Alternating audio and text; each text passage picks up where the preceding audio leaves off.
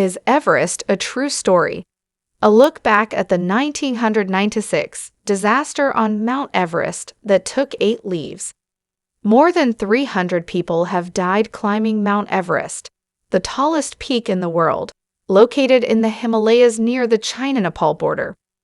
Now streaming on Netflix, Everest, which originally premiered in 2015 and stars Jake Gyllenhaal, Jason Clarke, and Josh Brolin, among others, tells the story of the 1996 Mount Everest disaster that claimed 8 lives.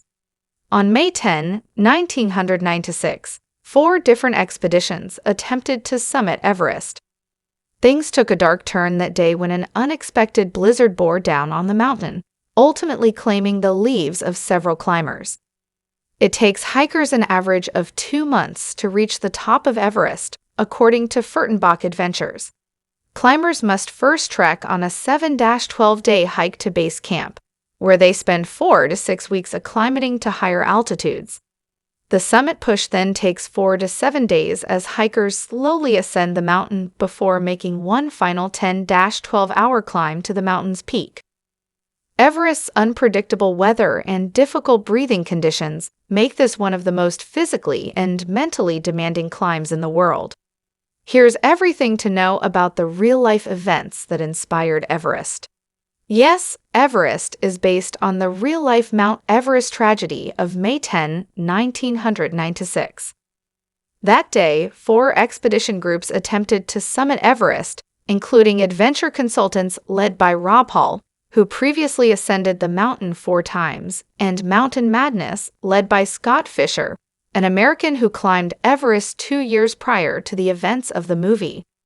As was standard practice, the trek began at midnight with a 2:00 p.m. deadline to turn around and return to the base camp, regardless of whether they made it to the summit.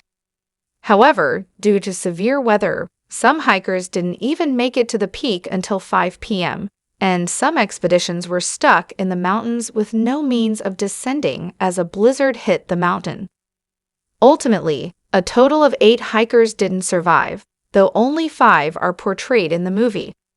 8 people died on Mount Everest in May 1996, but the film only highlights 5 of the deceased: guides Andrew Harris, Hall, and Fisher, as well as clients Doug Hansen and Yasuko Namba. While Harris and Hansen's deaths remain a mystery in real life, as their bodies were never recovered. In Everest, Harris dies from the effects of hypothermia, while Hansen falls off the side of a cliff. One of the guides, Hall, died from exposure to the elements while trying to get Hansen, who had grown incredibly fatigued, down the mountain. In his final moments, Hall was able to speak to his wife via radio from the mountainside. "Please don't worry too much," were his last words to her. His body was found days later, however, it was not removed, per Britannica. Fisher also died from exposure as he was said to have been overcome with severe altitude sickness. His body also remains on Everest, which is common practice for those who have died on the mountain. Namba's body was found and removed from the mountain in 1997. She reportedly died from extreme fatigue and exposure after a guide decided her injuries were too severe for him to prioritize getting her down the mountain over other members of the expedition, according to Tranquil Kilimanjaro. In addition to the blizzard, several other factors contributed to the tragedy on Mount Everest that day. Guides failed to set up fixed ropes, causing detrimental delays, and a lack of oxygen canisters accelerated health issues for the climbers trying to descend to camp safely. The majority of the climbers made it off the mountain alive in May 1996. Most notably was Beck Weathers. He never reached the summit of Everest as the high altitude and increased sunlight left him unable to see clearly. When the blizzard hit, he was struggling to get down the mountain and was thought to have died from exposure alongside Namba. That was until he wandered into camp on his own the following day.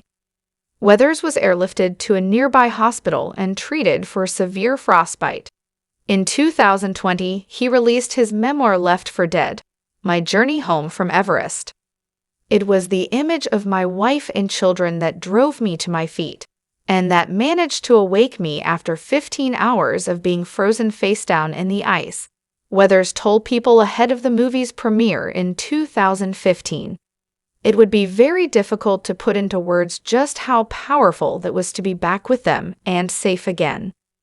John Krakauer, a reporter for Outside magazine, also survived the events of May 10 after summiting Everest.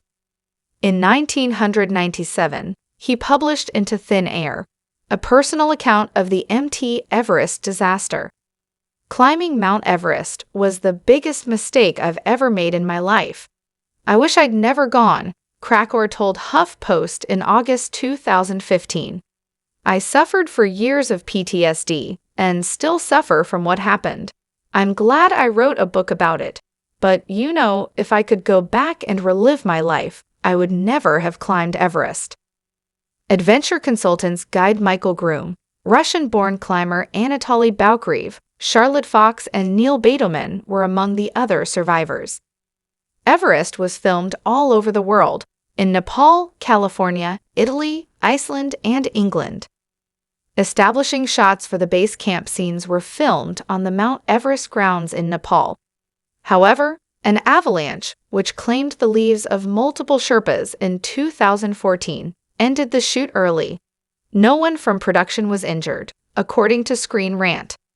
The main unit did travel to Nepal and filmed the actors on the trek to base camp, but because of the altitude they couldn't spend a lot of time up high. Director of photography Kent Harvey told Outside in September 2015. They would basically helicopter in, jump out, film some scenes, jump back in the heli, and head back down valley. Alternatively, production constructed base camp at Cinecittà Studios in Italy, and the scenes on Hillary Step, a 40-foot vertical rock face, were filmed at Pinewood Studios in England. Various other climbing scenes were shot in the Dolomites as well as Iceland.